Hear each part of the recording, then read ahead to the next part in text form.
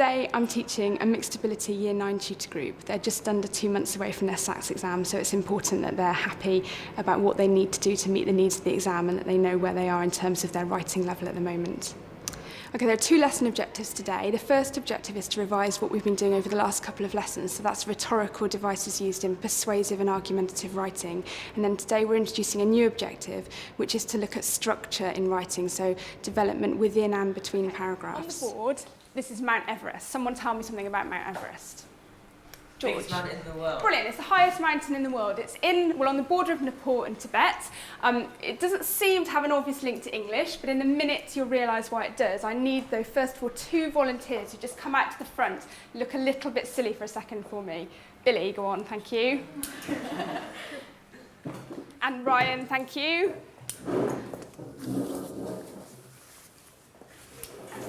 Okay, Billy, can you put that on, please?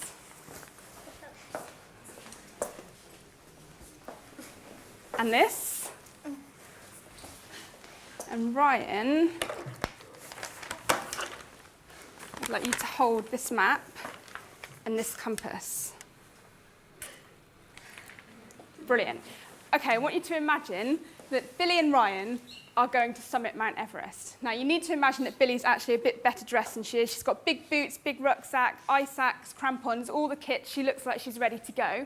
Ryan, he's got a school uniform on, but he does have a map of Everest and a really good compass. Now, put your hand up if you can tell me who's going to get to the summit of Everest. Billy. Henry. Billy, because Ryan will just freeze. Okay, so you think Ryan's going to freeze and Billy's going to get to the summit. What's the problem with Billy getting to the summit, though? Matt? She'll get lost. She'll get lost. She hasn't got a map. She hasn't got a compass. The mist comes down. She might go in totally the wrong direction, fall off a cliff, no Billy anymore. So that's a bit of a problem. I think that both of them might get perhaps up here somewhere, maybe up here, but they're not going to get any higher. So let's see if we can introduce someone who's going to get higher again. Let's have Marge. Can you come up to the front, please, Marge?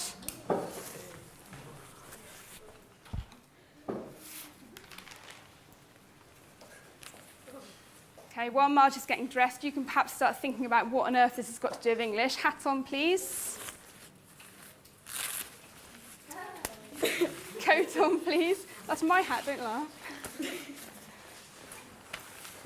Map.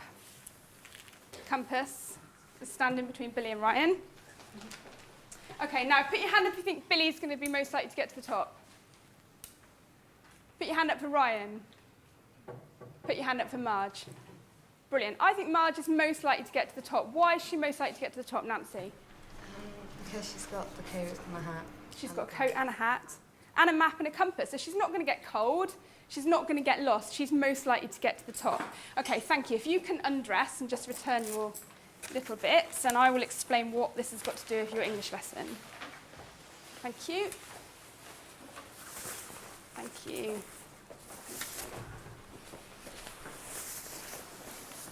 Okay, what I want to do today is still look at writing skills like we've been doing for the last couple of lessons and think about how we can revise the techniques that we looked at last lesson, so persuasive, argumentative writing, all those techniques that we were looking at last lesson, but also how we can develop an understanding of the importance of text structure through connecting paragraphs. Now, you all know about paragraphs. Most of you were using paragraphs when you were in year 5, probably.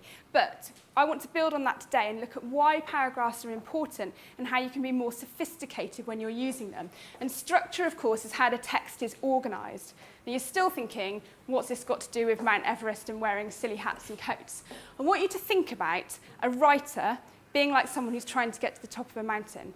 Now, the equipment that you're wearing is like the fancy language techniques that we were learning last lesson. So if you've got the coat, if you've got the hat, if you've got the boots, if you've got the ice axe and the crampons, then you've got all the fancy skills. You can impress people, you can get yourself out of trouble, because as a writer, you're going to be showing off those techniques and making your reader interested.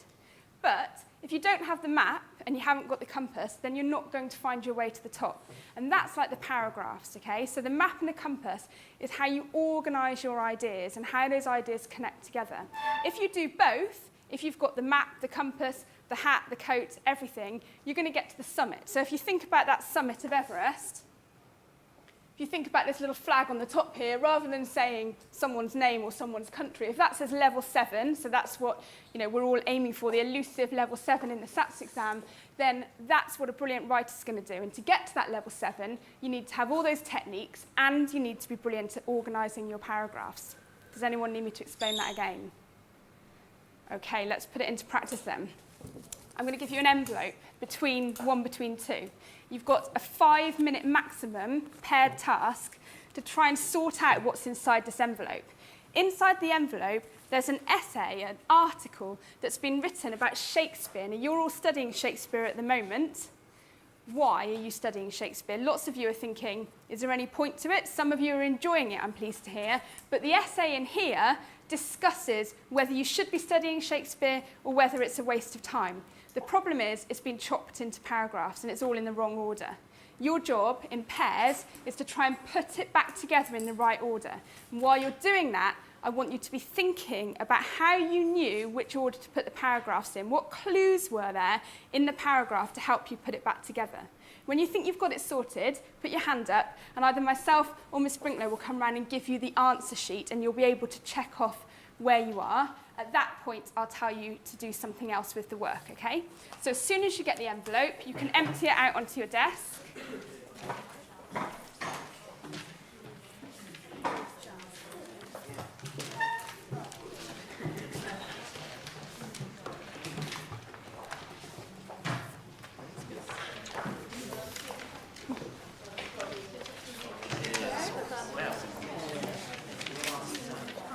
Have I missed anyone out?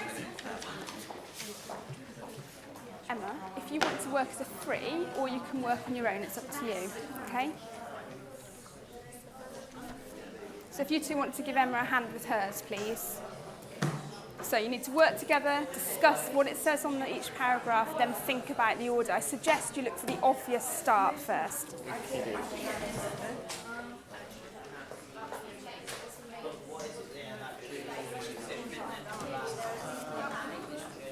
Oh, well done.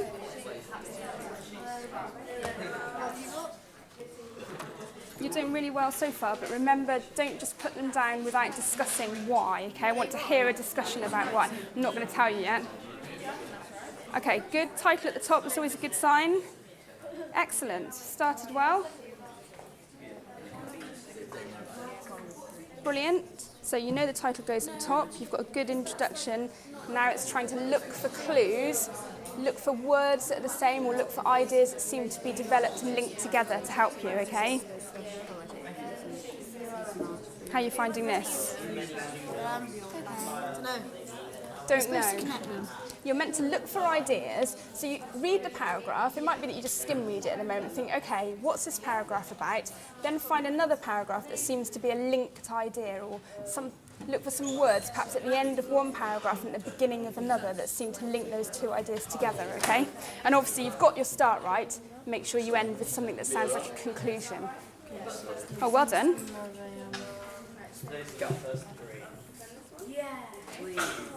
Are these all sorted? You finished? Right, check your answers against here. And I'll tell you what to do with them in a minute. Okay, I can already see you need to rethink your opening. So rethink which paragraph works really well as a way of starting off the argument. Okay, this would work, but there's one that's better. That's the conclusion, that's right. You're right to say that's the conclusion. Think again. Think about how lots of questions is a good way to get the reader interested. That one's right, Abby. Well done. You done? Which one goes?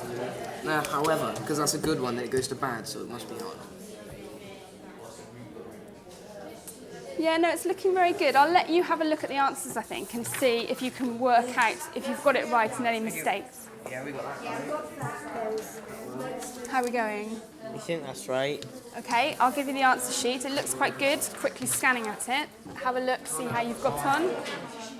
Okay, hands up when you think you've finished. I've had 3 teams finish and they're checking off their answers. How are we getting on? How do you really know? Is it just like... So you're looking for clues in one paragraph that you think link with ideas in the next paragraph. So it might be you look at the last sentence of one paragraph, then the first sentence of the next paragraph. Is there a link between them? Yeah? Okay. You finished? Brilliant. You happy? Yeah, we think so.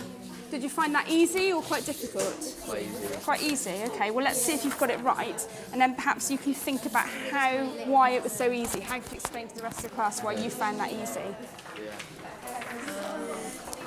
What's some of the answers? Marge, you finished? Okay, did you find that straightforward or quite difficult? Yeah, all right. What made it okay? What were you looking for?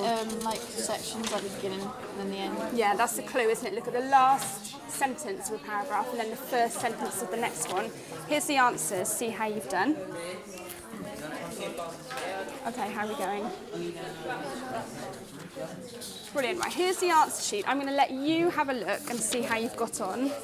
And then I want you to start discussing how did you know, okay, how did you know what order they went in? And if you did make a mistake, then have a look at the right order and think about why that works better. Okay, some answers for you to check yours off on. And some answers for you too as well. Okay, so have a look, see what the right answer is, check it off against your own. If you need to change something around, think about why. Why does this work better than what you have? Do you two need answers?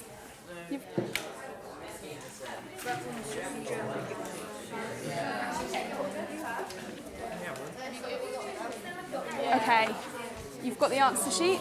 Yeah, I just got it. You got one, Alice? Yeah. Where is it? No, wait. It's just we passed. No. Ah, right, okay, there you go, there's another spare one. Right, now I want you to have a discussion about why this works, okay? Why do these paragraphs link together? I don't think we do. I thought that one should be first because it's like it's starting to talk about why it raises issues. Yeah. I don't think it should be there. Okay, well that's an interesting point. What you need to do though is look at how it ends, because that's a clue as well. How it ends, and then look for the paragraph that fits with that ending. Yeah, so we've got this talking about Kylie Minogue and David Beckham. Can you now find a first paragraph that's talking about something similar? Because that's where the link's going to be, okay? You finished? Well done. Okay, here are the answer sheets. See if you've got them in the right order. Okay. And then if you have, brilliant, start talking to each other about how you knew. If you didn't get them in the right order, think about why does this work better, okay? Okay. Okay, could you just stop for a second, please? Look back to the front. Okay, that's brilliant. I'm amazed how many of you had finished within just a couple of minutes. Most people now have the answer sheet. What I'd like you to be doing is, first of all, think, did you get it right? And if so, how did you know? If you didn't get it right, compare your version with the correct version and think about the difference. And then, using the answer sheet that I've given you, you'll notice that I've underlined some sentences and then I've shaded some words. What I'd like you to do is practice your annotation skills, so practice your labelling skills. Look at the sentences that have been underlined. Okay, so look at those sentences that are underlined. Think about why they're important. They are all topic sentences. They're all sentences that help you know what the rest of the paragraph's going to be about. And you should be able to think about links between them. The shaded phrases and the shaded sentences are techniques, a little bit like what we were looking at last lesson. So if you think you can see a rhetorical question or triplet power or perhaps some emotive language or personal pronouns, have a go at labelling that on the sheet. I'm only going to give you another 2 minutes to do that. Then we'll listen to some ideas before we move on. Does anyone need an answer sheet who didn't have one? Brilliant. So 2 minutes. I want to listen to your ideas, so make sure, please, in your discussion, you've got something that you could feed back to me in a minute. Off you go.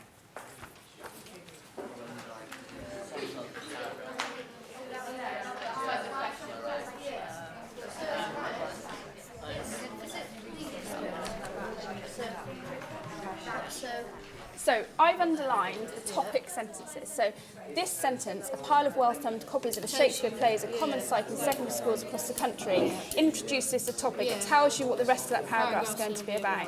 So I want you to look at everything I've underlined, because it's not always the first sentence here. Something special. Now then look at the next one. Most English teachers would argue that one of Shakespeare's special qualities is his mastery of the English language. So you've got the word special here and the word special here, and that's the link between them. Then go through the shaded phrases and see if you can tell me what techniques the writer's using there. Okay. Question answer. Brilliant. Rhetorical questions. And what's the point of them? What do they do? Make you think. Brilliant. Yeah, that's it. You can do this. Hannah, are you okay? Yeah. How are we getting on along here? You've got 1 minute left. So you're trying to label any of the techniques that you can see in the shaded boxes. So for example, what's going on here? Why is this? Is it really necessary? Is that a rhetorical? Rhetorical questions. Brilliant.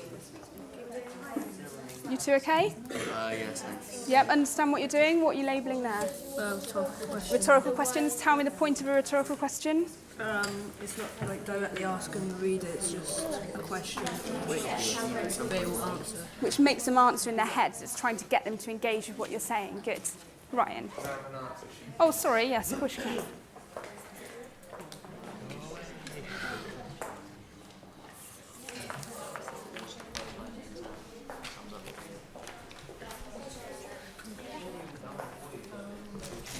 Okay, so have a look at the shaded phrases and the shaded sentences. See if you can identify some of the techniques that we looked at last lesson. Tell me some of the techniques we looked at last lesson. What can you remember?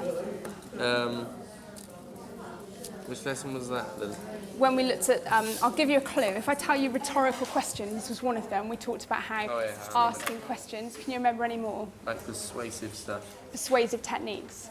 So if you use I or we or you a lot, can you remember what that was called? I can't remember what it was called. I just remember. Can you remember the effect of it? Why, if you're a writer, it's good to say, I think this, or what do you think about this? Gesture on the person who's reading's side, the same one as you. Brilliant. It sorts out a personal relationship between you and the reader. They're called personal pronouns. You don't need to know that. That's just a term that would help if you wanted to show off. But the point that you know that it develops a relationship, that's what's important, okay? So well done. So see if you can label anything there. Okay, we're into our last 40 seconds, I think. That's okay, just whatever you've done. Something special's about. Say that again. Something special. So something special here, and then look at the next paragraph. What word can you see in this paragraph that might be? Special qualities. Brilliant. So that's looking at paragraph linking, special and special. Thank you. Anyone need any help? You stuck? So what you're doing, George, is you're trying to summarise what each paragraph is about and think about how it links together. So look at the fourth paragraph. What do you think the writer's talking about in the fourth paragraph? So it's talking about students not enjoying Shakespeare. Is it fair to study Shakespeare if students aren't actually interested in it? Yeah, so that would be your summary that you could write in this box, and then you go on and do the same for the next paragraph. Does that make sense? So have a go in your own words at telling me what that paragraph is about. Okay, 10 seconds. 9, 8, 7, 6, 5, 4, 3, 2, 1. Okay, can you put your pens down, please? And just very quickly, I know a lot of you haven't got to the end of that task, and that's fine. I just wanted to get you thinking about paragraphs. I'm just going to go through. I'm not going to read the whole article to you, but we're just going to look at the importance of those sentences that are underlined, first of all. So if we look at the first paragraph, a pile of well-thumbed copies of a Shakespeare play is a common sight in secondary schools across the country. That first sentence does what? It's the first sentence of the whole essay. Jack, tell me what you think it does. Starts off the essay. By doing what? It starts off the essay by word beginning with INT, maybe? Introduction. Yeah, it's an introduction, so it introduces the idea. Well done. Now, the second paragraph starts with Shakespeare's frequently referred to as England's greatest playwright, and there is no doubt that his plays are the basis of the British theatrical tradition. That sentence, again, sums up the topic. Ellie, tell me a bit more about that sentence. What do you think is important about it? Explains how good Shakespeare is. Right, good. It explains a positive reason why Shakespeare might be studied in school. So it's obvious that in this argument we're going to start with the positives. Now at the end of that paragraph there's a rhetorical question. Clearly there is something special about this writer, but what is it? And I've underlined that phrase, something special. Can anyone tell me why I've underlined something special at the end of that paragraph? What does that phrase do when we look at the overall structure? Ashley? The third paragraph also mentions special, so it links the two paragraphs together. Brilliant, well explained. The next paragraph starts, most English teachers would argue that one of Shakespeare's special qualities is his mastery of the English language. And this is what successful writers do. They try and make their paragraphs link together. And a clever way to do that is to repeat one of the words from the end of the last paragraph and use it at the beginning of your next paragraph. Okay, let's turn over the page. So the last couple of paragraphs. I'm not going to go through all of them. Let's look at the sentence that starts near the bottom. The Shakespeare in schools debate raises many interesting issues about what is and what should be important to a student studying English. On the one hand, it seems Shakespeare will always have an important place in history, and then it goes on the other hand, education needs to change. Then it ends that paragraph, Shakespeare might be an icon in our society, but then so is Kylie Minogue and David Beckham. Now, can someone volunteer to tell me why the conclusion goes well after the end of that paragraph? That bit about Kylie Minogue and David Beckham, how does the conclusion stick itself to that idea? How does it link to that idea? What's important there? So look at the first sentence of the conclusion.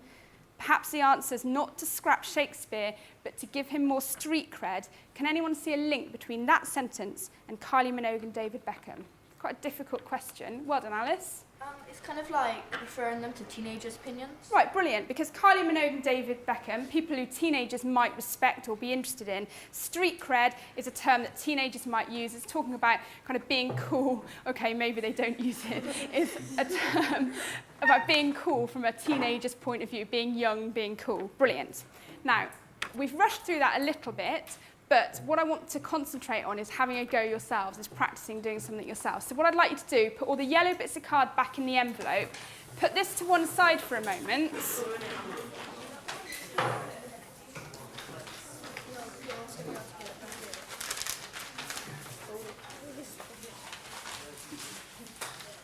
And on your desk, you should have an article that starts Style on Trial. Can you get that out, please? Style on Trial, an article on your desk, if you can just have that in front of you. Thank you.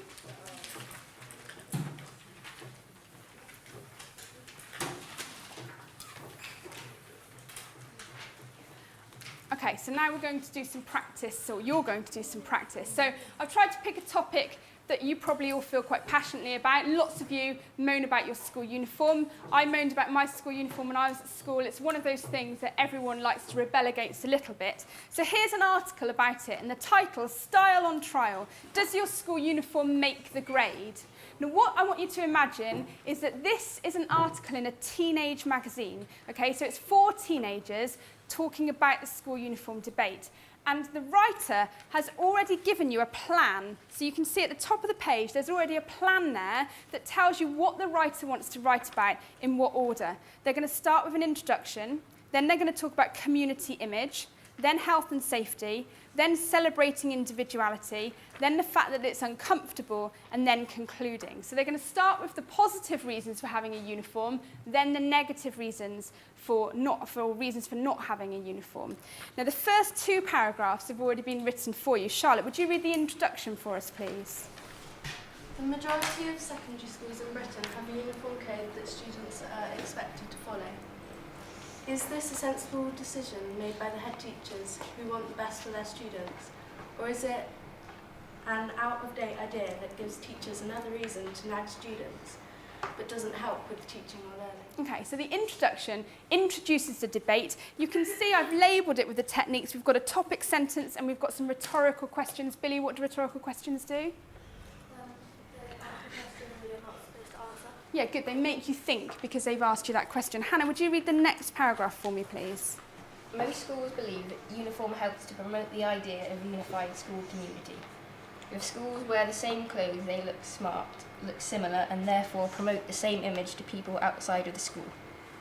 As well as helping adults to identify the students as belonging to a particular school community, it can also be argued that uniform helps the students to avoid feeling under pressure to dress fashionable. Bullying is already a serious problem in many schools, so it would seem irresponsible to risk making this worse by introducing an opportunity for students to be bullied for what they are wearing. Okay, thank you. So the next paragraph establishes the focus of a topic sentence. I can see some triplet power there. Look smart, look similar, promote the same image to people. So 3 ideas together, because that's really powerful, and supports the argument with facts. Bullying is already a serious problem in many schools, making the writer sound authoritative. Now the next paragraph, according to the writer's plan, is going to be about health and safety and preparation for work. And what I want to do is have a go at writing that paragraph, but with your help. So I would like to see lots of people who are volunteering to give me a hand as we go through and try and write this paragraph. So I'm going to do this on the board. Okay, so what I'd like you to do is, first of all, suggest a topic sentence that perhaps could link to that last paragraph. So the last paragraph was about bullying, about how it could actually be quite dangerous to get rid of uniform because bullying could rise. Now I want you to think of how we can link that to health and safety. Can anyone think of an idea that links those 2 things together? Alice? Like some people were allowed to wear what they want. They might wear like really big hoop earrings, which it's like you're not usually allowed to wear. Right, good. I'm going to remember that idea about hoop earrings because I want to talk about them later. I'm thinking that if we had a topic sentence that started with something like, another danger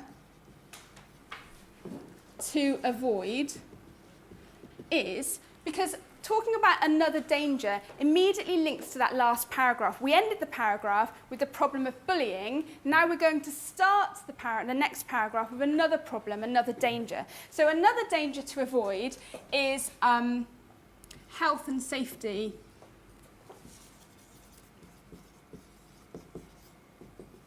issues. Full stop. Now, let's now use Alice's idea about the hoop earrings. I think it would be good to have triplet power again, to have 3 things that could be dangerous in certain types of classroom if you're allowed to wear whatever you like. So hooped earrings could be dangerous in a DT classroom where there are lots of machinery around that could actually, if you've got your earring caught in one of those machines, it wouldn't be very good. Can someone give me another idea, something else for our triplet power sentence that might be dangerous? Ashley? Sorry? High heels. What kind of classroom might that be dangerous in? Or anywhere in the school where that might be dangerous? PE. In PE? Outside on the field. Yeah, okay, good. Let's see if we can come up with a third reason then. A third, something people might wear that could be dangerous. Let's think about a science lab. What might be dangerous to be wearing around a science lab? Ollie? Kind of jewellery or something. Jewellery would be dangerous again. Can we think of anything different to jewellery? Charlie? If you had like proper long hair, could get caught in a Bunsen burner. Brilliant. If you had really long hair that wasn't kept tidy, wasn't kind of caught back, it could catch on fire. Certainly if you had lots of clothes with frilly bits on them, that could also be a problem. So let's try and turn that into another sentence. Another danger to avoid is health and safety issues. In a science lab,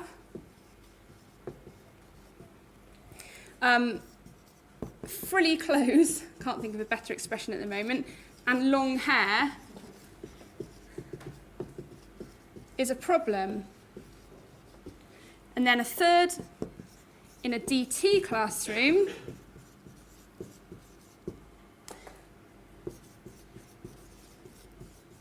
hooped earrings could get caught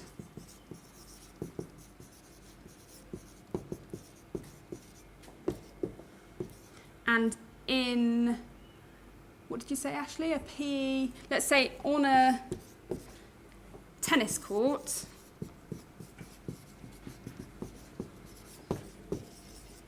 high heels could make you fall over. Now, can you see what I've done there? I've taken the last paragraph, written another sentence, introduced a new idea, linking those ideas together, the idea of danger, of problems. Now I've used triplet power. I've used 3 ideas to try and expand on my idea, show why my argument about not banning uniform is a good one. What I need to do now is to link to the idea of health and safety in terms of school trips. So I'd like a simple sentence or a shorter sentence to introduce school trips. George? On school trips, students might get lost.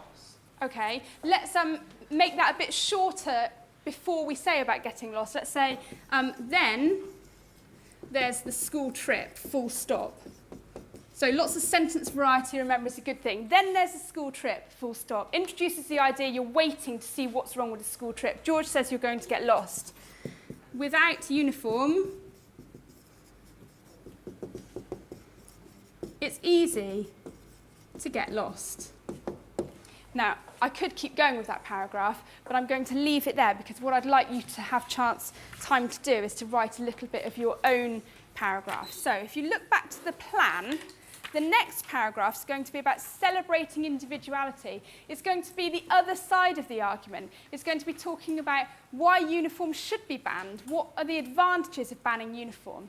I'd like you now to have a go on your own, and again, I'm going to give you 5 minutes for this, to write the next paragraph concentrating on what we've been talking about. So concentrate on trying to link your ideas together and use some of those techniques from last lesson. And we'll end the lesson with listening to some of the ideas, some of the paragraphs that you've written. You can write directly onto your sheet. Just before you do that though, I want to draw your attention to this little sheet that you've had on your desk since the beginning of the lesson. And there's a giant version of it up here. It's a signpost. And it says connectives and connective phrases. And you've got a whole list of words and phrases that help you connect ideas together. Why do you think I've done that in a signpost? Why the signpost? It wasn't a mistake. Go on, Henry, we haven't heard from you for a while. It's like a connective, and that's like giving you directions. Brilliant, it gives you directions. Connectives give the reader directions through the text. So have that in front of you. It might help you if you get stuck for ideas, okay? So write your own paragraph, showing me some linking phrases, trying to develop ideas and use some of the techniques from last lesson. Can you put your hand up if you're going to need help straight away, because that confuses you a bit? Okay, Abby, if I come to you, Ms. Sprinkler, can you help George? Thank you. All right, 5 minutes, see how well you get on.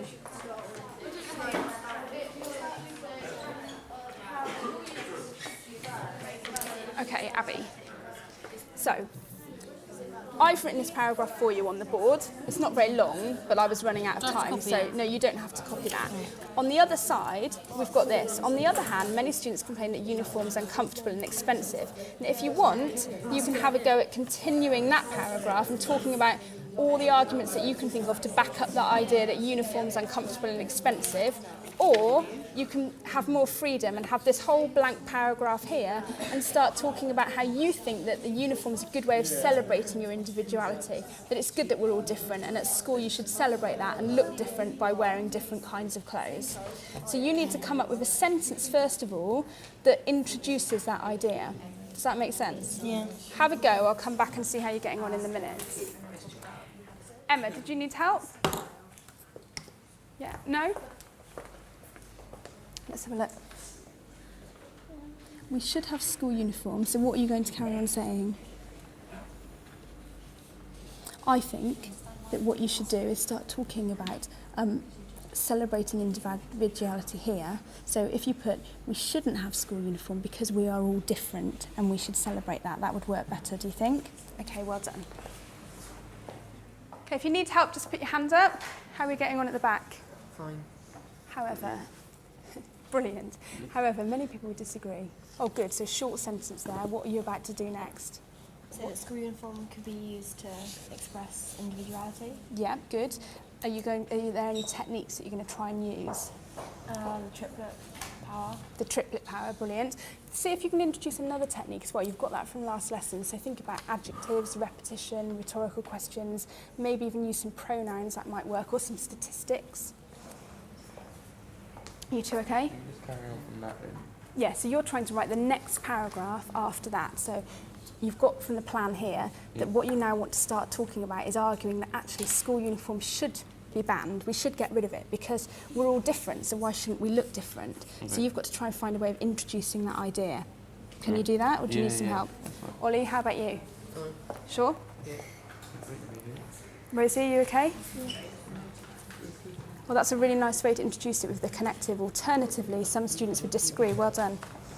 Okay, how are you two getting on? Do you need any help?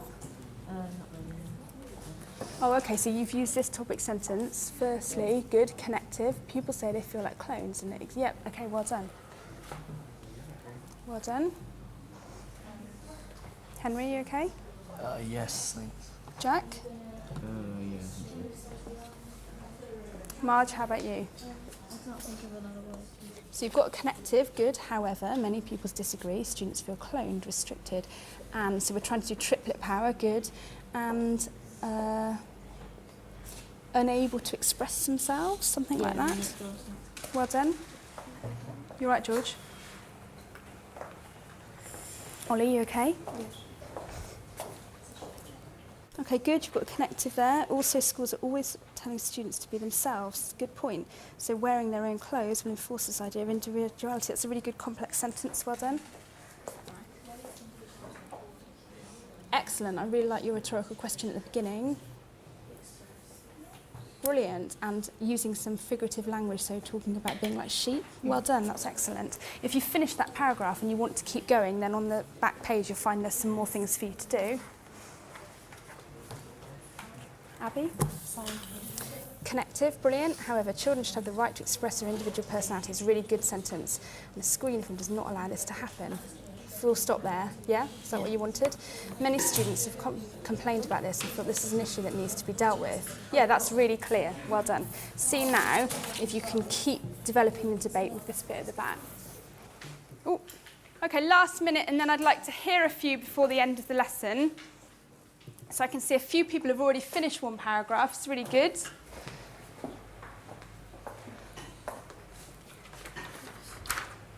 Ollie? A good reason for uniform being banned is that it gives pupils a chance to express their individuality. Good. Students should be allowed to wear what makes them feel comfortable and happy. However, good use of the connective. This could also increase bullying. Oh, okay, so you've tried to link back to the paragraph back here. Yeah, that's good. I think you could still add a little bit, though, about a reason for banning uniforms. So you've said, yes, this is a problem, but maybe here you could say that it might not increase bullying, it might decrease bullying because people would be much happier in themselves and have less reason to try and take things out on other people, something like that. Okay. Well done.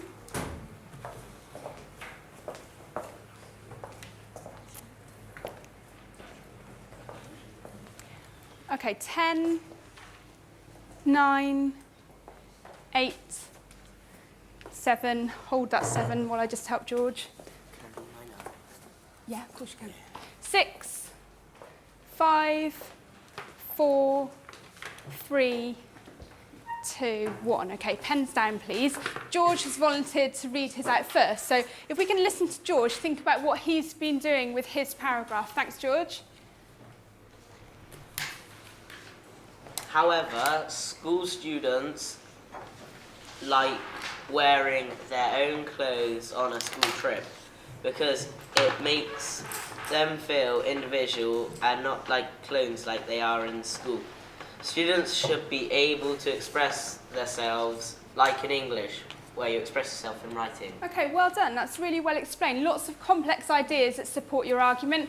I'd like to have one more. Go on then, Alice. Thank you.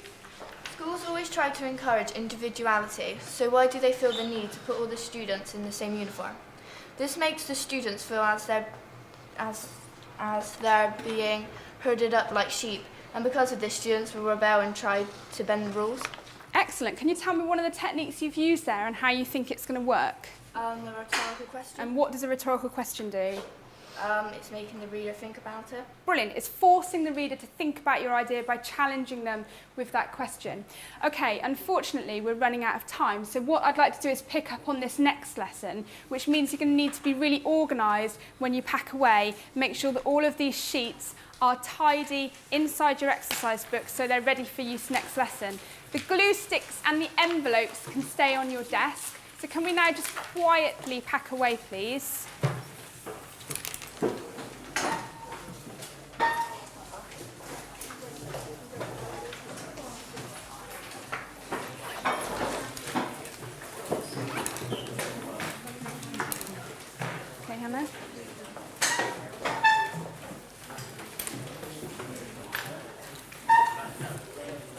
Make sure, Sam, that essay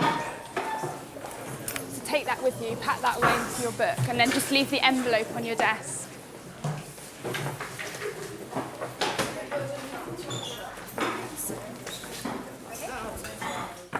Okay, and when you've packed away, Ollie, can you just leave your coat for a minute, please? If you can just be quiet looking this way for a second.